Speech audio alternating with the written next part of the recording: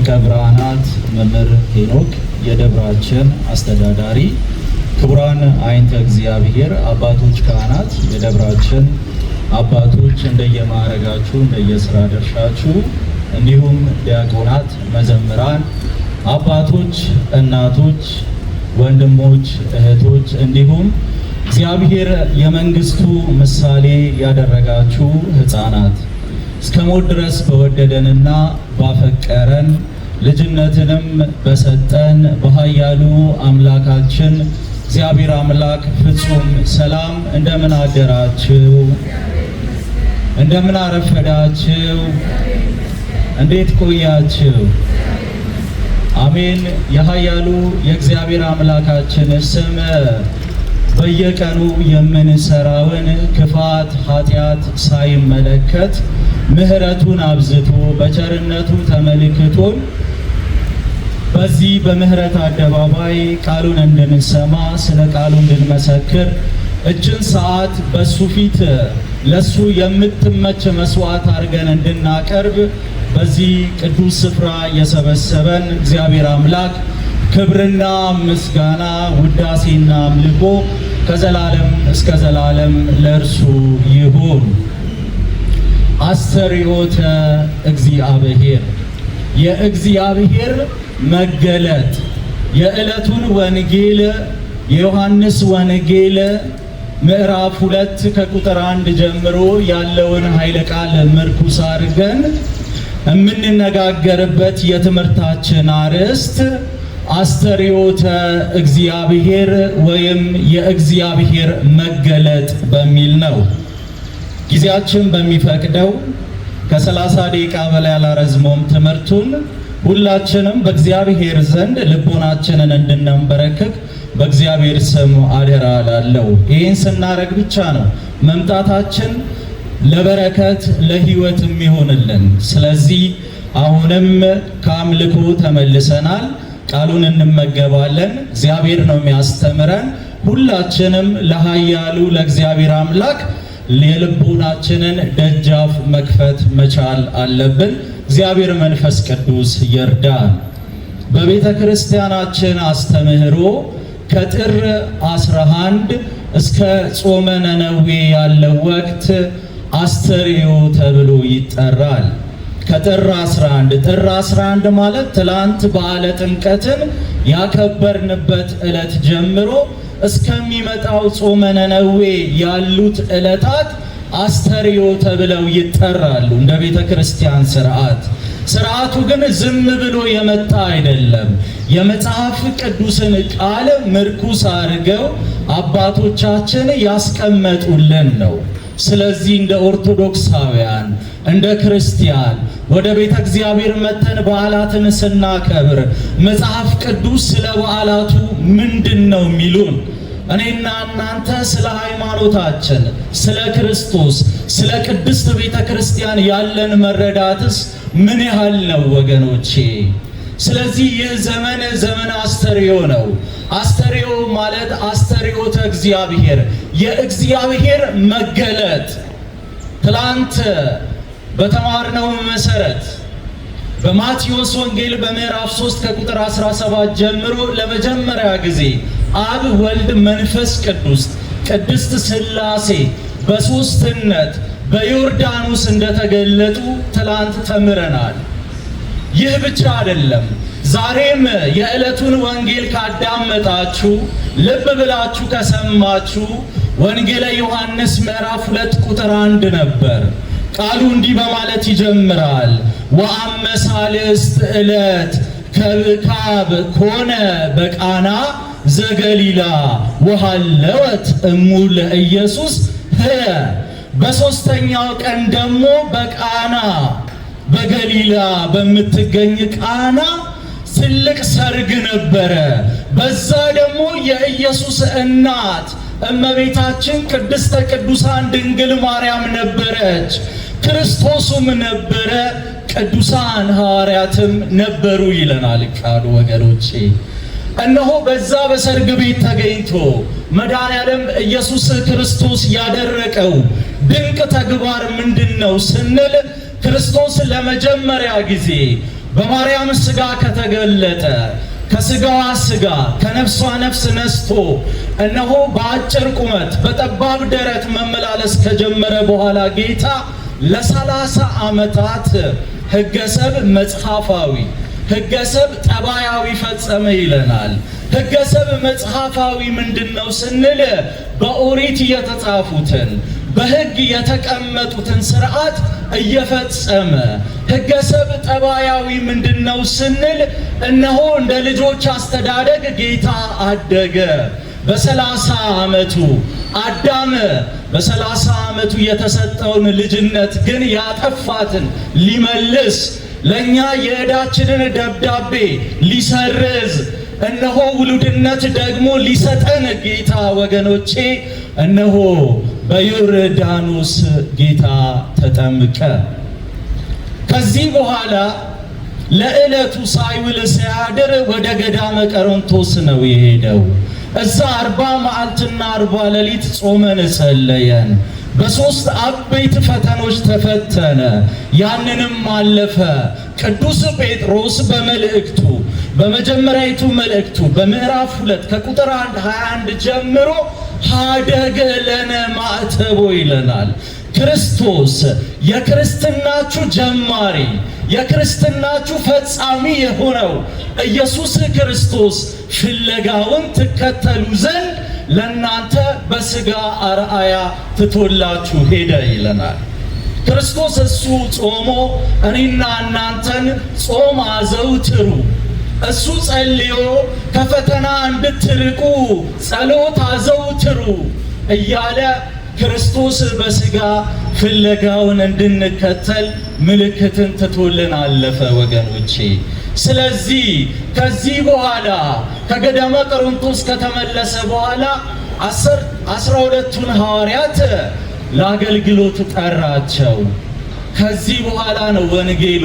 ከ3 ቀን በኋላ ደግሞ በቃና በአውራጃ ገሊላ በነበረች ትንሽዬ ቃና በምትባል ከተማ ክርስቶስ በዶኪማስ ቤት ተገኘ። እሱ ብቻውን አልነበረም። እሱ ባለበት ፍጹም የማትጠፋው ለምህረት ለምልጃችን የምትፋጠነው እናታችን ቅድስተ ቅዱሳን ድንግል ማርያምን በዛ ነበረች። ቅዱሳን ስለ ምልጃችን በክርስቶስ ፊት የሚቆሙት ቅዱሳን ሐዋርያትም በዛ ነበሩ። ክርስቶስ ለመጀመሪያ ጊዜ አስቀድሞ በዮርዳኖስ አምላክነቱን ገለጠ። በሶስትነት ተገለጠ። አብ በሰማያት ሆኖ ወልድ በተለየ አካሉ በዮርዳኖስ ወንዝ ውስጥ ቆሞ መንፈስ ቅዱስ በአምሳለ ርግብ ወርዶ ሥላሴ በሶስትነት ለመጀመሪያ ጊዜ ተገልጡ። ከዚህ በኋላ ደግሞ ክርስቶስ አምላክነቱን በቃና ገለጠ። ውሃውን ወደ ወይን በመለወጥ በፍጹም አምላክነቱ ክርስቶስ ይህን ድንቅ ሥራ በመስራት አምላክነቱን ገለጠ። ክብር ለሱ ይሁን። ስለዚህ መድኃኔዓለም ኢየሱስ ክርስቶስ በቃና በገሊላ ዳግም እነሆ አምላክነቱን እንደገለጠ እናያለን። ስለዚህ ይህ ዘመን የእግዚአብሔር መገለጥ ቤተ ክርስቲያን የምትሰብክበት የምትዘምርበት እኔና እናንተ ስለ እግዚአብሔር መገለጥ ያለንን መረዳት ዕለት ዕለት የምታስተምርበት ወቅት ነው። ይሄ ወቅት የእግዚአብሔር መገለጥን ማስተማር ለምን አስፈለገ? የነገረ መለኮት መነሻ የእግዚአብሔር መገለጥ ነው ወገኖቼ። የእግዚአብሔር መገለጥ ወይ ደግሞ አስተርእዮተ እግዚአብሔር በሌላ ነገረ መለኮታዊ ቃሉ ቲኦፋኒ ይባላል። ይህ የእግዚአብሔር መገለጥ የነገረ መለኮት መግቢያ ነው ወገኖቼ። ነገረ መለኮት ማለት ምን ማለት ነው? ነገረ መለኮት ማለት መለኮት እግዚአብሔር ነው። ስለ እግዚአብሔር ብቻ የምናጠናበት አይደለም። በእኛና በእግዚአብሔር መሃል ያለውን ህብረት የምናውቅበት፣ እኛ ክርስቶስን የምንመስልበት፣ ክርስቶስ እኔን ምሰሉ እንዳለ ቅዱሳን ደቀ መዛሙርቱ እኛ ክርስቶስን እንደመሰልን እናንተም በክርስትናችሁ እነሆ የክርስትና ፍሬ ይታይባችሁ በማለት እንዳስተማሩን እኔና እናንተ ከእግዚአብሔር ጋር ያለን ህብረት ነገረ መለኮት ተብሎ ይጠራል ወገኖቼ። ለምን? እሱ የባህሪ አምላክ ነው፣ ክብር ለሱ ይሁን። እኛ ደግሞ አማልክት ዲበ ጸጋ የጸጋ አማልክት እንድንሆን እነሆ በጥንተ ተፈጥሮ በዚህ ደረጃ ነው ክርስቶስ የፈጠረን። በጸጋው በነፃ ስጦታው እግዚአብሔር አማልክት ዲበ ጸጋ እንድንሆን የጸጋ አማልክት እንድንሆን። ለዚህ ነው እኮ መዝሙረኛው ዳዊት በመዝሙር 82 ከቁጥር 6 ጀምሮ ስትመለከቱ አንሰ እቤ አማልክት አንትሙ ወደቂቀ ልዑል ኩልክሙ፣ እኔ ግን ሁላችሁም አማልክት ናችሁ እላለሁ፣ የልዑልም ልጆች ናችሁ እላለሁ ይላል። ይህን ውሉድነት ነው፣ ይህን በኃጢአት ያጣነውን ጸጋ ነው ክርስቶስ የመለሰልን ወገኖቼ። እስኪ እልል ብላችሁ እግዚአብሔርን አመስግኑ። ስለዚህ ክርስቶስ ይህንን ነው የመለሰልን። የእግዚአብሔር መገለጥ ማለት የነገረ መለኮት መነሻ ነው። ስለዚህ ከእግዚአብሔር ጋር ያለን ህብረት እንዴት ነው ወገኖቼ? እንደ ክርስቲያን ከእግዚአብሔር ጋር ያለን ግንኙነት እንዴት ነው? መምጣት መሄድ ነው? ቤተ እግዚአብሔር መመላለሱ ልማዳዊ ነው? አገልግሎታችን ልማዳዊ ነው ወይስ ህይወታዊ? ክርስትና ማወቅ አይደለም፣ መኖር ነው ወገኖቼ፣ መኖር ነው። በእግዚአብሔር ፊት ሁሌ ልብህን እየሰበር ለእግዚአብሔር የሚመች ለስላሳ ልብ ይዘ በእግዚአብሔር ፊት መቅረብ ነው ወገኖቼ። አባቶቼ፣ እናቶቼ፣ እህት ወንድሞቼ፣ እግዚአብሔር አሁንም ይናገራል፣ እግዚአብሔር አሁንም ይጠራል። እሱ በጣም ቅርባችን ነው። ስለ ብዙ ነገር እያነባን ነው ወገኖቼ። ስለ ሰላም ማጣታችን፣ ስለ መበታተናችን፣ ስለ ብዙ ነገራችን እያነባን ነው። በዛው ልክ ደግሞ ልባችን ደንዳና እየሆነብን ነው። ቃሉን ስንሰማ አይሰበርም፣ ቃሉን ስንሰብክ አይሰበርም ወገኖቼ፣ ቃሉን ስንዘምር አይሰበርም። ስለዚህ እግዚአብሔር በፊቱ የሚቀደድ የሚሰበር ልብ ከኔና ከናንተ ይፈልጋል ማለት ነው። በዓላቱን ስናከብር ቤተ ክርስቲያን የምታስተምረን ይህንን ነው ወገኖቼ።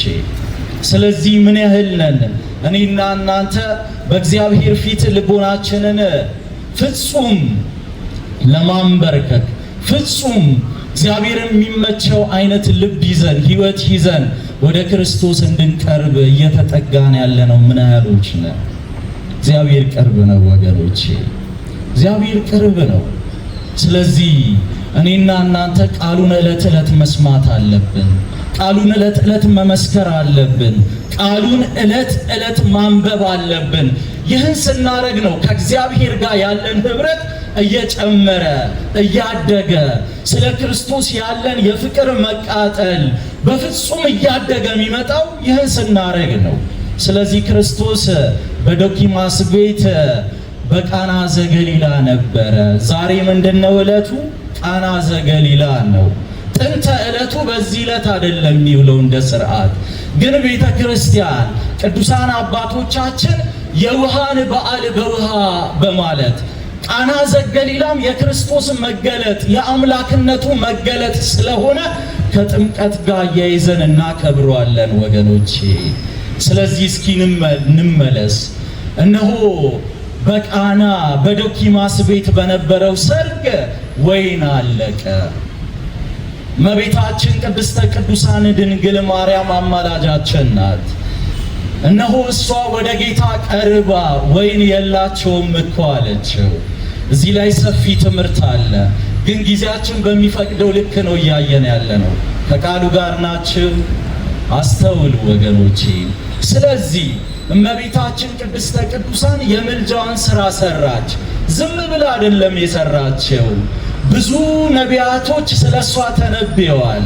አንድም ትንቢት ብናይ በመዝሙረ ዳዊት በምዕራፍ 87 ከቁጥር 5 ጀምሮ እምነ ጽዮን ይብል ሰብእ ወብእሲ ተወልደ ወውስቴታ ወውእቱ ልዑል ሳረራ ሁሉም ሰው እናታችን ጽዮን እናታችን ማርያም ይላል፣ ልዑልም ከሷ ተወልዷልና እሱም መስርቶ አጽንቷታልና በማለት ቅዱስ ዳዊት የተነበየው መዝሙር ነበር። ይህ ትንቢት የተፈጸመው በአዲስ ኪዳን ደግሞ በሉቃስ ወንጌል በምዕራፍ 1 ላይ ከቁጥር 46 ጀምሮ ስንመለከት እመቤታችን ቅድስተ ቅዱሳን ድንግል ማርያም ምን አለች? እግዚአብሔር መንፈስ ቅዱስ አናግሯት፣ እነሆ ከዛሬ ጀምሮ ትውልድ ሁሉ ብጽዕት ይሉኛል። ዝም ብለን አንስተን አይደለም ቅድስት ሆይ ለምኝልን የምንላት፣ ዝም ብለን ከመሬት ተነስተን አይደለም። ምክንያታችን መጽሐፍ ቅዱስ ነው ወገኖቼ። ቤተ ክርስቲያን መጽሐፍ ቅዱስን ስር መጽሐፍ የመጽሐፎች ሁሉ ቁንጮና ስር ብላ ነው የምትጠራው። ሌላውን አዋልደ መጽሐፍት ነው የምትለው። ስለዚህ አዋልደ መጽሐፍት በመጽሐፍ ቅዱስ ነው የሚለኩት ወገኖቼ። ስለዚህ ቤተ ክርስቲያን ስርዓቷ ከበሯ እስከ ጉልላቷ ወንጌል ነው፣ መጽሐፍ ቅዱስ ነው። ስለዚህ እኔና እናንተ በደንብ ክርስቶስን በደንብ ቤተ ክርስቲያንን ለማወቅ ለቃሉ መትጋት ይኖርብናል። ስለዚህ እመቤታችን አማለደች። እነሆ ክርስቶስ ደግሞ ፍጹም የሆነው ድንቅ የሆነውን ሥራ በቃና በገሊላ ፈጸመ።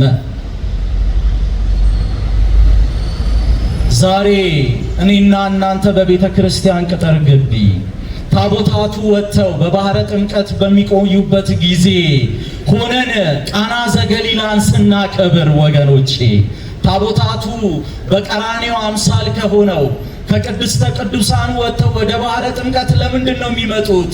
አሁንም መጽሐፍ ቅዱስ ነው መልሱ። ጌታ ከገሊላ ኢየሱስ ክርስቶስ ጌታችን አምላካችን መድኃኒታችን ኢየሱስ ክርስቶስ ከገሊላ ወዴት ነው የሄደው ሊጠመቅ? ወደ ዮርዳኖስ። ስለዚህ ታቦታቱ መውጣታቸው ይህንን ለመግለጽ ነው። ተመልሰው መመለሳቸው ክርስቶስ ከተጠመቀ በኋላ ወደ ገሊላ ተመለሰ።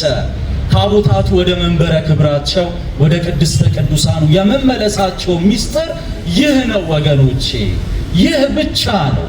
ስለዚህ እነሆ መድኃኔዓለም ኢየሱስ ክርስቶስ ይህን ድንቅ ተግባር ፈጸመ።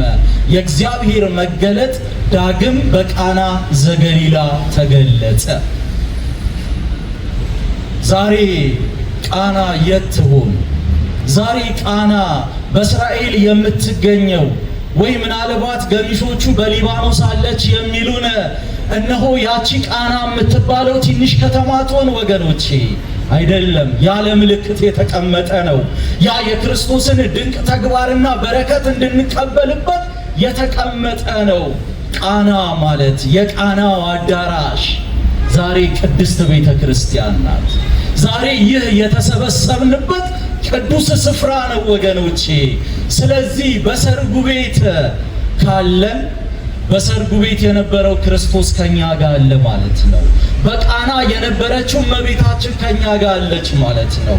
በቃና የነበሩት ሐዋርያት ከኛ ጋር አሉ ማለት ነው ወገኖቼ።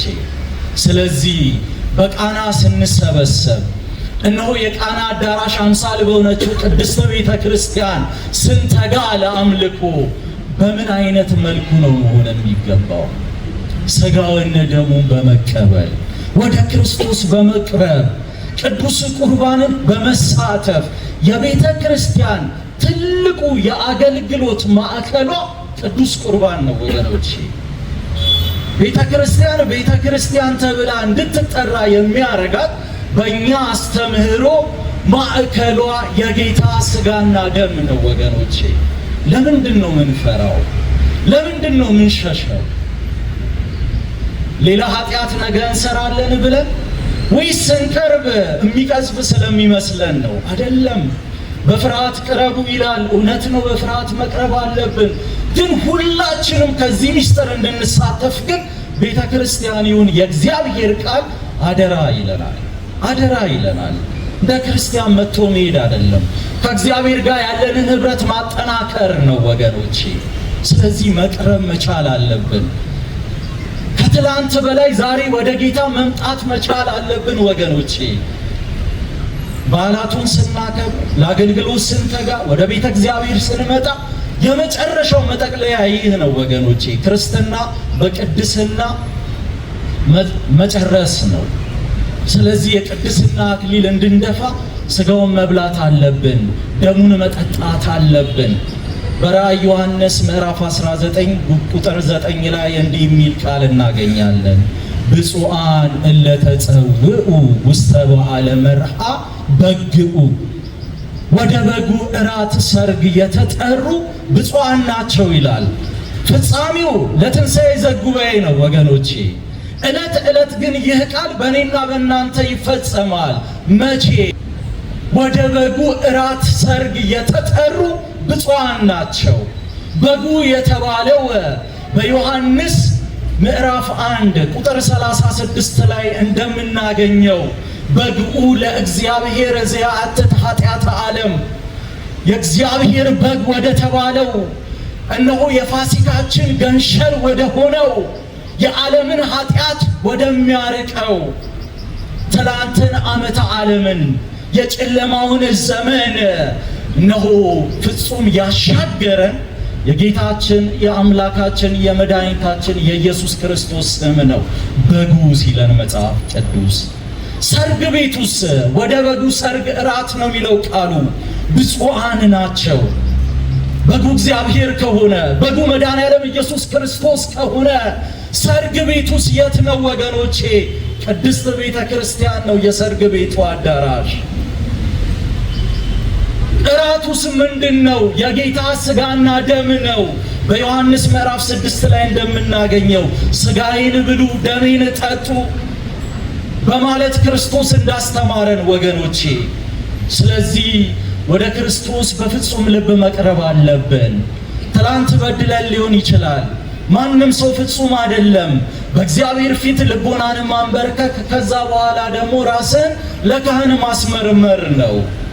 ዛሬ በተቀደሰው ሰሞኑን ሲቀደስ በሰነበተው ቅዳሴ በታላቁ ቅዱስ አባት ቅዱስ ዲዮስቆሮስ ስም በተሰየመው ቅዳሴ ሀዳፌ ነፍስ ወይም ነፍስን በምታሻገር ጸሎት ላይ ካስተዋላችሁ ኢትስክር ለነ አበሳነ ዘትካር፣ የቀደመ በደላችንን ደምስስልን ጌታ ሆይ ይላል ካህኑ። ስለዚህ ወደ ክርስቶስ መቅረብ ያለብን የቀደመ በደላችንን ደምስስልን ጌታ ሆይ፣ ዛሬ ለአንተ በቃል ለውጠኝ፣ አንተ እንደምትፈልገው ሆኜ ወደ አንተ ቀርባለሁ ብሎ መምጣት ነው ወገኖቼ። ስለዚህ አንሽሽ፣ ወደ እግዚአብሔር እንቅረብ። እነሆ ስጋውን እንብላ ደሙን እንጠጣ። ይህን እንድናረግ እግዚአብሔር መንፈስ ቅዱስ ይርዳል። ስለዚህ በዓሉን ስናጠቃለን እኔና እናንተ ስጋውን ብሉ ደሙን ጠጡ ስትል ቤተ ክርስቲያን ዝም ብላ አይደለም። ዛሬ ብዙዎቻችን ሁላችንም በሚባል ደረጃ ብዙ የሆነ በሽታ ተሸክመን ነው የምንሄደው። ወይ አካላዊ በሽታ ወይ አእምሮአዊ የሆነ በሽታ። ዛሬ አእምሮአዊ በሽታ በርክቷል ወገኖቼ። ዛሬ አካላዊ በሽታ በርክቷል ወገኖቼ። ስለዚህ እነሆ ወደ ሐኪሙ ቅረቡ ነው የምትለው ቤተ ክርስቲያን። ሐኪሙ ማን ነው? ክርስቶስ ነው። ዶክተሩ ማን ነው? መድኃኔዓለም ኢየሱስ ክርስቶስ ነው። ሐኪም ቤቱ የት ነው? ቅድስት ቤተ ክርስቲያን ናት። አባ ጊዮርጊስ ዘጋስጫ ታላቁ ኢትዮጵያዊው ሊቅ በመጽሐፈ ምስጢር ላይ እንዲህ በማለት አስቀምጧል። እስመ እግዚአብሔር አቃቤ ሥራይ ውእቱ በመለኮቱ። እስመ እግዚአብሔር አቃቤ ሥራይ ውእቱ በመለኮቱ ወፈውሰ ድውያን በትስብእቱ። አስተውሉ ወገኖቼ፣ እግዚአብሔር በአምላክነቱ እግዚአብሔር በመለኮቱ መድኃኒት ቀማሚ ነው ይለናል። በስጋው ደግሞ የተቀመመ መድኃኒት ነው። ስለዚህ እግዚአብሔር በመለኮቱ መድኃኒት ቀማሚ ነው። ስለዚህ ለበሽታችን ለአካላዊ ይሁን ለአእምሮአዊ በሽታችን የክርስቶስ ስጋና ደም በሚገባው መልኩ ራሳችንን አስመርምረን ከቀረብን መድኃኒት ነው ወገኖቼ። ስለዚህ ፈውስ የሚጠላ አለ ከመሃላችሁ? የለም። ስለዚህ እንቅረብ። መቅረባችን ግን ልማዳዊ አይሁን። ዛሬ በጣም በእኛ ቤተ ክርስቲያን ችግር የሆነው ብዙ ነገራችን ልማዳዊ የሆነ መምጣቱ ነው። ህይወታዊ ይሁን። ክርስትና ህይወት ነው። ክርስትና መኖር ነው። ማንም ሰው ሊወድቅ ይችላል፣ ሊበድል ይችላል። እነሆ በድያለሁ፣ ተሳስቻለሁ ብሎ ካነባ ወደ እግዚአብሔር ከቀረበ ራሱን ለካህን ካስመረመረ እግዚአብሔር ቅርባችን ነው ወገኖቼ፣ ቅርባችን ነው።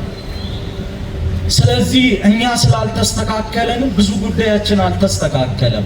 እግዚአብሔር ቅርባችን ነው። ስለዚህ ክርስቶስን እንያዝ። ያ መድኃኒት የሚቀምመውን ተአምራታዊ አምላክ፣ ተአምራታዊ ፍቅሩ የበዛ አባት እሱን እንያዘው። እነሆ እሱን ይዘን ደግሞ ከተቀመመው መድኃኒት እየወሰድን ሥጋውና ደሙ እየተቀበልን ከቅዱስ ቁርባን ሚስጥር እየተሳተፍን ወደ እግዚአብሔር መንግሥት ከትላንት በላይ ዛሬ መቅረብ አለብን። ክርስትና በትላንት የሚኖር ሕይወት አይደለም። ትላንት እንዲነበር ልንል እንችል ይሆናል። ዛሬ በእግዚአብሔር ፊት ምንድነህ ነው ወገኖቼ። ስለዚህ ዛሬን እግዚአብሔር በምሕረቱ ለኛ ቅርብ ከሆነ ዛሬ እግዚአብሔር በሚመቸው ልብና አካሄድ ወደ እግዚአብሔር እንቅረብ። በዚህ መልኩ በዓሉን እናክብር። እግዚአብሔር ለዚህ ስላደረሰን ክብርና ምስጋና ለሱ ይሁን።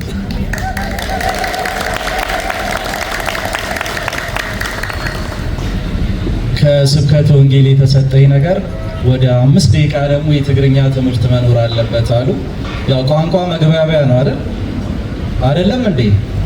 ብዙ ጊዜ ስለ ቋንቋ ያለን መረዳት ብዙ ጊዜ ችግር ነው እና ቋንቋን ከዘር ጋር መናያይዝ ብዙዎች ልንኖር እንችላለን። ቋንቋ መግባቢያ ነው ወገኖቼ። ቋንቋ ይወለዳል፣ ይሞታል። ትላንት የሀገራችን ቋንቋ በኢትዮጵያ አካባቢ የሚነገረው ቋንቋ በሰሜኑ ይሁን በመሃሉ በተለይ ማለት ነው የሚነገረው እስከ 13ኛው መቶ ክፍለ ዘመን ግዕዝ ነው የነበረው። ሌላው ቋንቋ ደግሞ ወደታች አለ።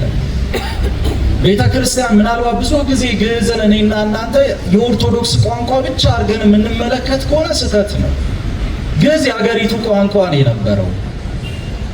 እኛ የኩሽና የሳባውያን ውጤቶች ነን። ስለዚህ የኩሽ ቋንቋ ነበር። ሳባውያን ከየመን አካባቢ መጡ። ግዕዝ የሚባል ቋንቋ ደግሞ በ4ኛው መቶ ክፍለ ዘመን ብሔራዊ ቋንቋ ሆነ። ከዛ ከ10ኛው መቶ ክፍለ ዘመን አማርኛ፣ ትግርኛ፣ ትግረ የሚባሉ ቋንቋዎች ደግሞ ከግዕዝ ወጡ። ስለዚህ ቋንቋ መግባቢያ ነው፣ ከዘር ጋር መናያይዝ እንዳንኖር። ስለዚህ ለ5 ደቂቃ ደግሞ ትግርኛ የሚሰሙ ሰዎች አሉ ስለተባልኩ ስለተላኩ ብቻ ነው ማለት ነው። ስለዚህ ሎማዓልቲ ክንዘራረበሉ ዝዋአልና ኃይለ ቃል ናይ እግዚአብሔር ምግላጽ ወይ ከአቲኦፋኒ አስተርእዮተ እግዚአብሔር እዩ። ቤተ ክርስቲያን ካብ ጥር 11 ክሳዕ ጾመ ነነዌ ንዘሎ እዋን አስተርእዮ ኢለያ ትጽውዑ ናይ እግዚአብሔር ምግላጽ እግዚአብሔር ዝተገልጸሉ ሥላሴ ንርእሶም ማቴዎስ 3:17 ሰማያት ተከፍቱ አብ ደመና ኮይኑ አብ ሰማያት ኮይኑ ብውሰ መልኩ ፍትወደይ ዚንዑ ስምዕዎ በለ ወልድኻ ኢየሱስ ክርስቶስ ብዝተፈለየ አካሉ አብ ሩባ ዮርዳኖስ ነበረ መንፈስ ቅዱስ በተምሳር ግቢት ወረደ ይብለና ወገናቴ። ስለዚህ ሥላሴን መጀመርታ ጊዜ አቀድሞ በመልክዕ ሰብ ብዙ ነገር ይግለጹ ነበሩ። ግን ሥላሴን መጀመርታ ጊዜ ስተገልጹ አብ ሩባ ዮርዳኖስ ይኔሩ። ስለዚህ ከበዓለ ጥምቀታት ሂዙ ዘሎ ናይ እግዚአብሔር ምግላጽ አስተርእዮተ እግዚአብሔር ወይ ከአቲኦፋኒ ኢልና ንጽውዖ ማለት እዩ። ኣብዚ ምግላጽ እግዚአብሔር ናይ እግዚአብሔር ምግላጽ ንምንታ ያድልይክን ብልን ከለና እግዚአብሔር ንርእሱ ዝገለጸ ናይ ነገረ መለኮት መበገስ ናይ እግዚአብሔር ምግላጽ ስለዝኾነ እዩ። ነገረ መለኮት እንታይ እዩ? ምስ እግዚአብሔር ዘለና ህብረት እዩ።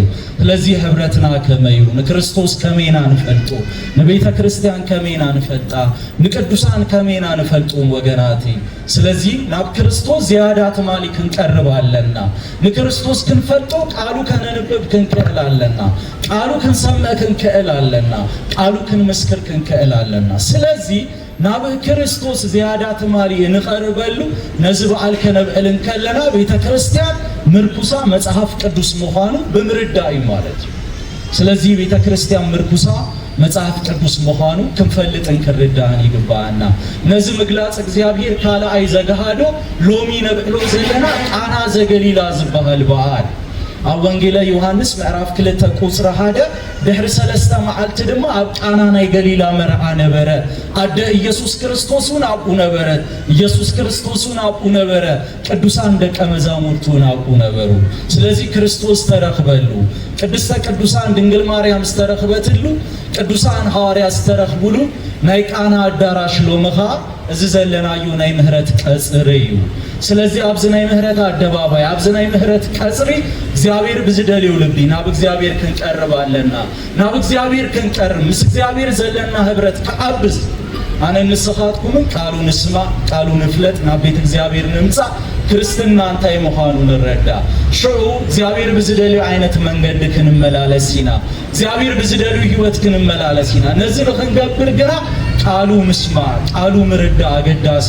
ወገናቴ ናሐደ ሰብ ከተፍቅሩ ዚያዳ ክትለማመዱን ከለኻ ፍቅሩ ያብሊ ናይ እግዚአብሔር ጣዕም ክትፈልጡ ዚያዳ ትማልን እግዚአብሔር ጣዕሙ ከተስተማኸሩ ናብ እግዚአብሔር ክንቀርብ ቃሉ ንስማ ለቤተ ክርስቲያን ንፍለጣ ስለ ክርስቶስ ስለ እግዚአብሔር ዘለና ምርዳ የእበ በኸመይ ናብዝ ምጹ ተለዊጥኩም ክትመጹ አይትጸበዩ ወገናቴ ቃል አምላክ ይዝልውጥ ምስ ኩሉ ሽግራትና በደላትና እንምጻ ቃሉ ከእየን ከሎ ንሱ ይልውጠና እግዚአብሔር ዝደልዩ አይነት ልብ ይበና ሽዑ በንስሐን ንስኻትኩም ናብ እግዚአብሔር ንቀርብ ንስሐ አብ ነገርዩ ስሬት ኃጢአት አብ ነገርዩ ቃል እግዚአብሔር እንታይ ይብል ጸጋሰ ስሬት ኃጢአት ይእቲ እትዛአብ የጸጋብ ህይወት ንኃጢአት ስሬት ምርካብ ስለዚህ እግዚአብሔር ንበደላትና ይቅረፍ ብለና ንኃጢአትና ከሐድገልና አብድኻምና ብርጸአ አብስንፍናና ፍጹም ዝኹነ እቤት ክበና እግዚአብሔር ንቅረብ ወገናቴ ሽግራትና ከቀንጠጥ ፈሕምባልና ከብቀምት ኻብ ክበና እግዚአብሔር ልስሉስ ዝሆነ ንዑ ዝቀርብ ልቢ ካባይን ካባኻትኩም ይደልሉ ኣብ ቅድም እግዚአብሔር በዲለ ካብ ዝብል ህሊና ቀሪብና ንስጋው ደሙ ተቀቢልና እግዚአብሔር ብዝደልዩ አይነት ህይወት ክንመላለስ እግዚአብሔር ይደግፈና ይቆየን